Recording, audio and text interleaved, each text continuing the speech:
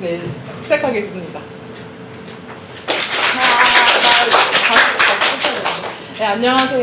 네, 중학교 때 알았으면 좋았을 것들 진행하게 된 이동훈이라고 합니다. 네, 이 길고 이 직관적인 제목처럼 저는 제 중학생 때 얘기를 주로 많이 할 것 같아요. 사실 이 주제가 제가 원래 수업을 하던 중등인문에 대한 커리큘럼이었거든요. 그러다 보니까 내가 중학생 때 했던 생각이 뭐였을까? 내가 중학생 때 느꼈던 문제는 뭐였지? 그리고 그 문제와 생각들을 지금은 또 어떻게 느끼고 있지? 이런 것들에 대해서 주로 얘기를 할 것 같아요. 그래서 첫 주제는 바로 옷입니다.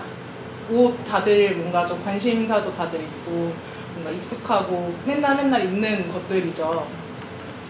근데 중학생 때 저는 모두들 뭔가 자기만의 개성을 찾아서 뭔가 열심히 고군분투하는 시기가 시작된다고 생각을 해요. 왜냐하면 제가 그랬고 제 친구들이 그랬었거든요. 그래서 저 같은 경우에는 중학생 때 게임을 굉장히 좋아했어요.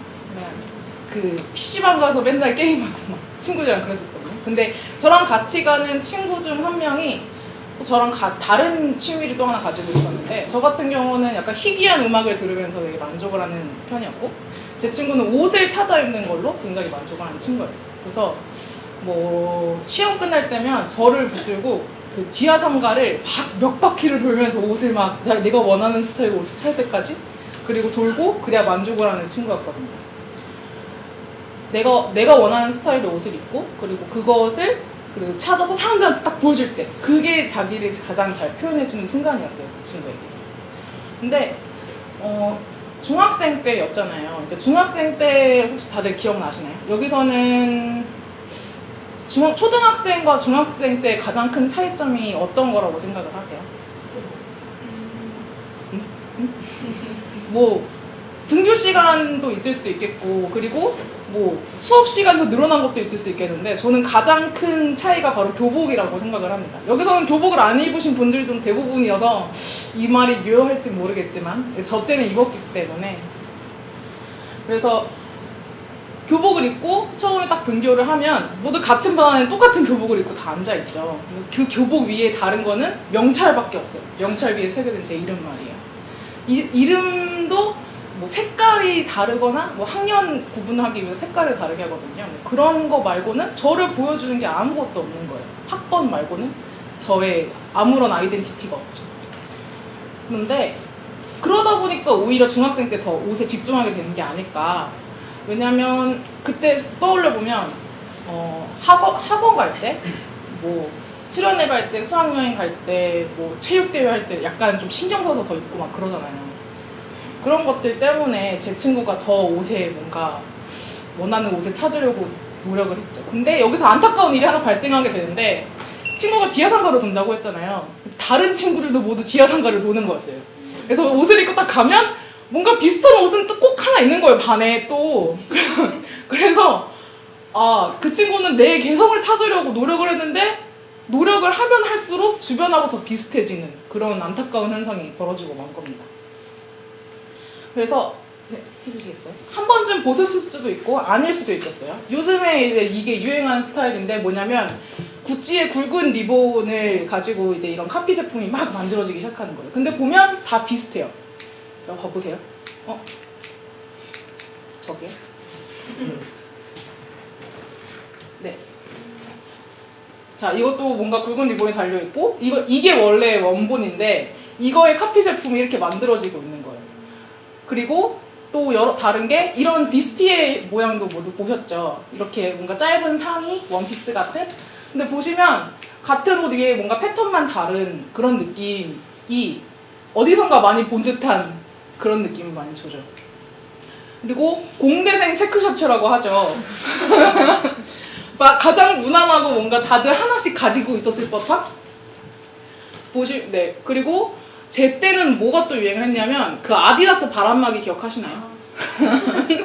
그리고 이 뚱뚱한 패딩, 이 뚱뚱한 패딩 뒤에 있으면 누가 누군지 모르겠는 이런. 그래서 요즘에는 이게 또 롱패딩이죠. 보면은 뭐 이쯤 되면 교복이라고 얘기를 해요. 분명 내가 고민을 하고 또 내가 골라서 딱 입었지만 명찰 대신에 다른 건 이 브랜드밖에 없지 않을까? 저는 그런 생각이 들어요. 뭐 다른 여러 가지 면이 있겠지만 결국엔 내가 고심해서 입어도 단체복밖에 되지 않는다면 그건 나의 개성을 별로 보여주는 요소가 아닌 거죠. 그래서 근데 개성이라는 거는 각자에게 다 다른 거예요.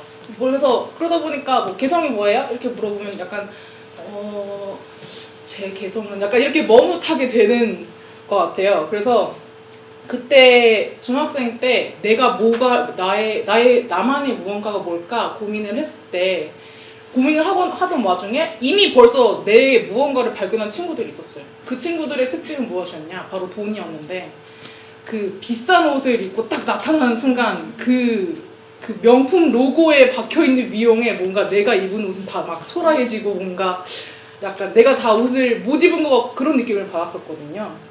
근데 시간이 흐르고 나서 내가 왜 그때 내 옷이 형편없다고 느꼈을까 이런 걸 알게 된 게 그 시절에 저는 옷이 보여주는 비싼 것만이 옷을 나를 표현해주는 거라고 생각을 했어요.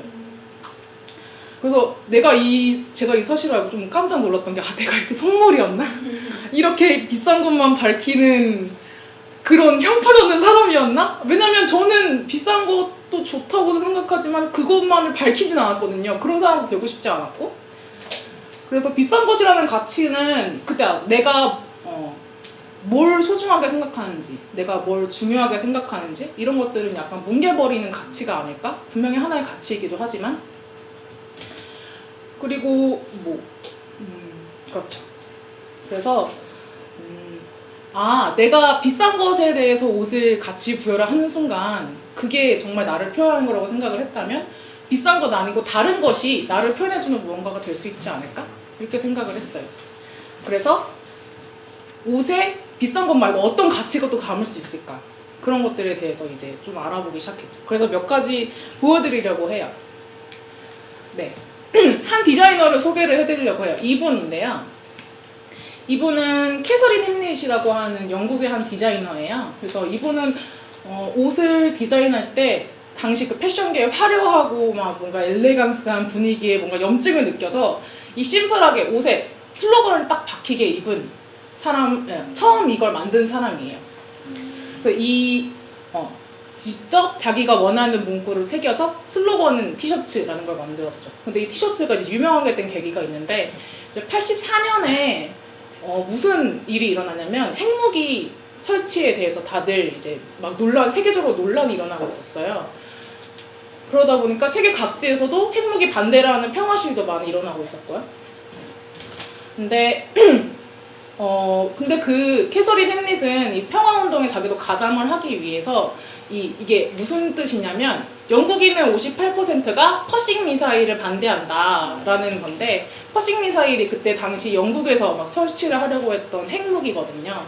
근데 이 핵무기 반대 슬로건에 적힌 거를 막 가지고 누굴 만나느냐 이 분을 만나는데 당시의 총리였던 대처 총리를 만났습니다. 그래서 딱 알려준 거죠. 이게 지금 뭔가 둘이 눈은 안 마주치고 있는데 한 번쯤은 보지 않았을까 이거에 대해서. 그래서 저는 이게 그래서 사람들이 한 번에 확 알려지고 나도 저런 걸 새기고 내 의미를 밝혀야겠다 이런 것들을 한동안 확산이 된 거죠. 지금도 이건 계속 유효해요. 뭐 우리 모두 페미니스트가 되어야 한다 이런 것도 내 가치를 나타내는 것 중 하나고. 이분 누군지 아시나요? 네. 케이트 윌런슨 왜 이렇게 다들 모르죠? 근데 이분이 입고 있는 지금 이 티셔츠도 슬로건 티셔츠예요. 어떤 슬로건이냐? 타임스업이라는 건데 타임스업이라는 건 흑인 차별 운동 반대 슬로건이거든요. 그래서 이제 그만둘 때가 왔다 흑인 차별을 약간 이런 의미를 담은 슬로건이에요. 근데 이렇다 보니까 직접적으로 내가 무엇을 생각하는지 보여주는 옷이다 보니까 이제 뭐 일장기라거나 나치 문양이 그려진 옷을 입은 사람들이 논란이 되는 것도 그런 이유죠. 그 옷을 입은 사람이 그런 가치를 나타낸다고, 그런 가치를 추구한다고 사람들이 생각하기 때문이에요.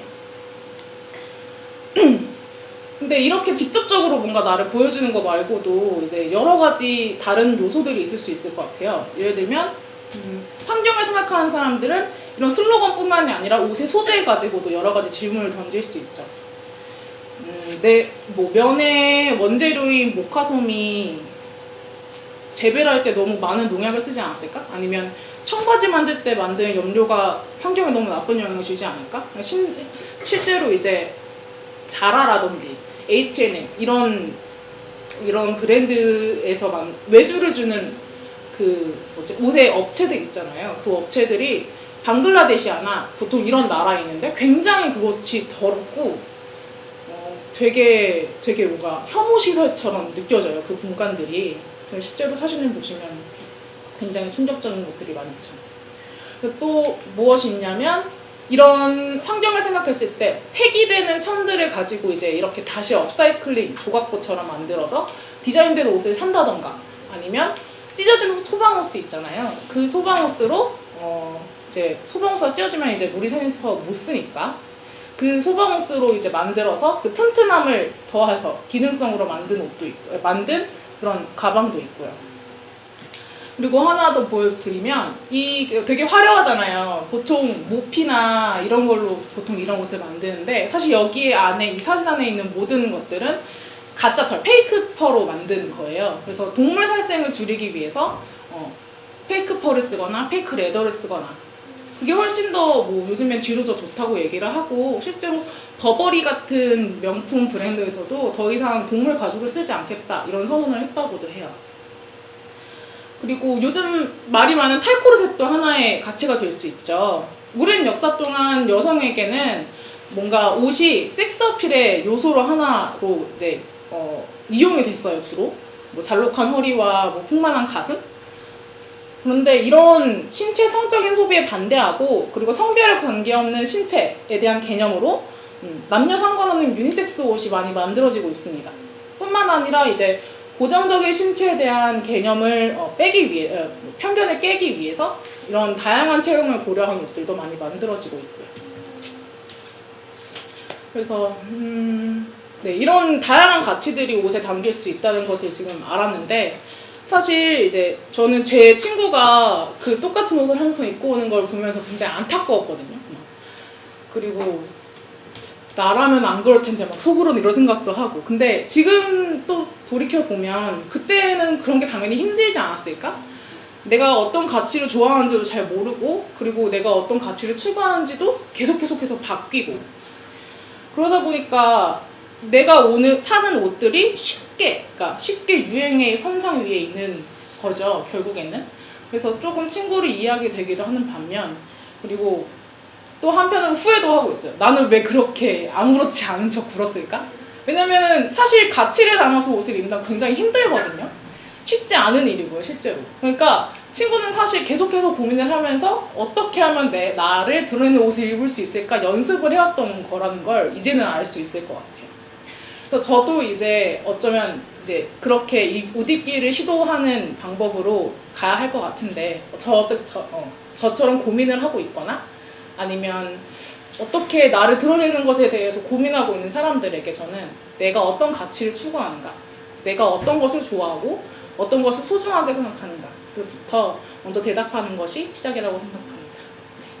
여기까지 발표였고요. 들어주셔서 감사합니다.